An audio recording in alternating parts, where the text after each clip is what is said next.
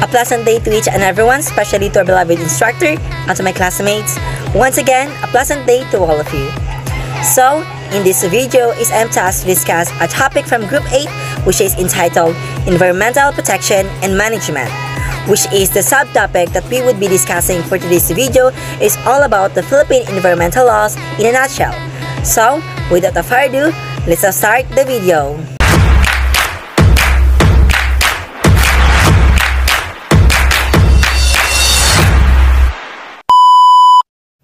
So before anything else I would like to share with you this quotation which states that take care of the earth and she will take care of you by Jerry Smith, in which for me has a deep meaning because we can apply it in everywhere we are.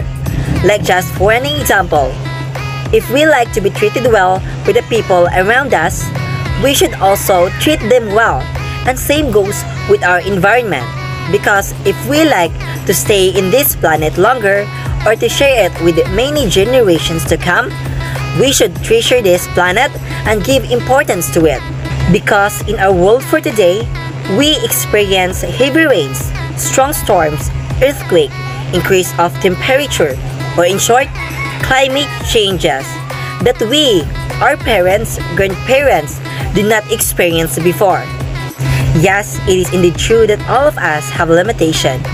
But if we love to stay here longer and we let many generations of humans to experience the beauty of Earth, we must take actions before these homes of ours will ruin. So that is enough for the sharing of quotation. So at this point, here are the learning objectives for this discussion. So after watching this video presentation, you will be able to first define the meaning of environmental law. Then, identify the different basic Philippine laws from the protection and conservation of the environment. Then last, relate the existing environmental laws to your own local community and its implementation. So be ready to take this journey with our Mother Nature. So to start with, allow me to define what is an environmental law. So an environmental law is a collection of laws, regulation, agreements, and common law that governs how humans interact with their environment. So meaning to say that this is made for us humans in order to protect the environment, that create rules for us how people can use natural resources. In addition to that, environmental law is not only aimed to protect the environment from harm, but they also determine who can use natural resources and on what terms. And of course, most importantly is to regulate pollution. So it is interesting to note that the natural resources had been stored virtually untouched in the earth for almost thousands or millions of years.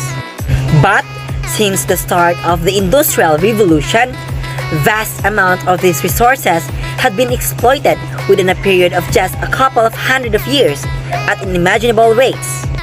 With all the waste from this exploitation going straight in the environment and seriously damaging its natural resources, that is why the government made its effort to prevent the rapid destruction of the environment. So in the Philippines, there are numerous environmental laws that have been passed, and some of the major environmental laws are the following. So first, let's talk about the Toxic Substances and Hazardous and Nuclear Waste Control Act of 1990, or also known as the Republic Act number 6969, in which it states that it is a policy of the state to regulate, restrict, or prohibit the importation, processing, sale, distribution, use, and disposal of chemical substances and make sure that the present unreasonable risk and or injury to health or the environment. So this act is used to prohibit the entry, even in the transit, of hazardous and nuclear waste and their disposal into the Philippine territorial limits for whatever purpose, and also to provide advancement and facilitate research and studies on toxic chemicals. So in short, this act is made to control, supervise, and regulate activities on toxic chemicals and hazardous waste. The next law is the Philippine Clean Air Act of 1999, or also known as the Republic Act number 8749. in which the Act provides for the creation of a national program of air pollution management, focusing primarily on pollution prevention for the promotion of mass media communication in order to create social awareness and active participation in air quality planning and monitoring. Or in short, this Act aims to achieve and maintain healthy air for Filipinos. And also, this Act has guiding principles in which it promotes and protects the global environment while recognizing the primary responsibility of local government units to deal with the environmental problems. Then also to recognize that the responsibility of cleaning the habitat and environment is primarily ours.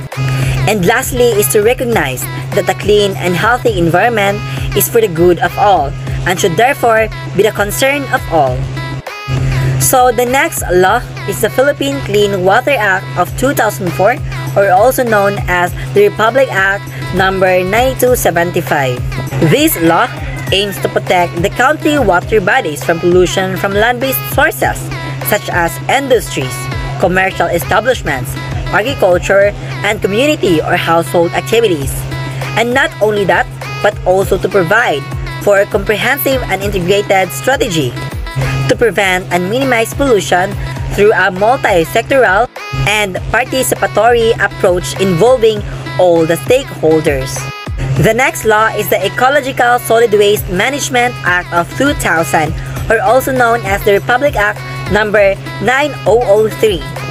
In partnership with stakeholders, the law aims to adopt a systematic, comprehensive, and ecological solid waste management program that shall ensure the protection of public health and environment. In addition, the law also ensures proper segregation, collection, storage, treatment, and disposal of solid waste through the formulation and adaptation of best eco-waste product. The next law is the Wildlife Resources Conservation and Protection Act, or also known as Republic Act number 9147. This law stated that it shall be the policy of the state to conserve the country's wildlife resources and their habitats for sustainability. And in addition to that, in which this act has also primarily objective to conserve and protect wildlife species and their habitats to promote ecological balance and enhance biological diversity. Then also to regulate the collection and trade of wildlife to pursue with the due regards to the national interest, and also to initiate or support scientific studies on the conservation of biological diversity. Next is the Philippine Mining Act of 1995, or also known as the Republic Act 7942. This act stated that all mineral resources in public and private lands within the territory and exclusive economic zone of the Republic of the Philippines are owned by the state. So the responsibility of the state is to promote the rational exploration, development, utilization, and conservation through the combined efforts of government and the private sector in order to enhance growth in a way that effectively safeguards the environment and protect the rights of the affected communities. The last but not the least is the Environmental Impact Statements, or EIS, of 1978 under Presidential Decree 1586. The Environment Impact Assessment System was formally established in 1978 with the enactment of Presidential Decree number 1586 to facilitate the attainment and maintenance of rational and orderly balance between socio-economic development and environmental protection. So this act is a planning and management tool that will help government, decision makers, the proponents, and the affected communities addresses the negative consequences or risk of the environment. The process assures implementation of environmental friendly projects. So overall, my conclusion is this.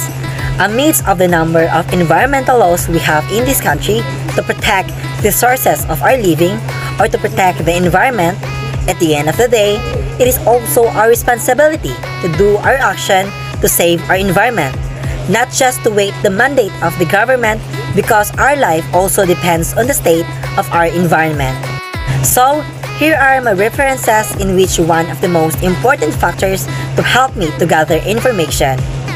So that would be all for this discussion. I hope that you've learned by this, and once again, Thank you, God bless, goodbye.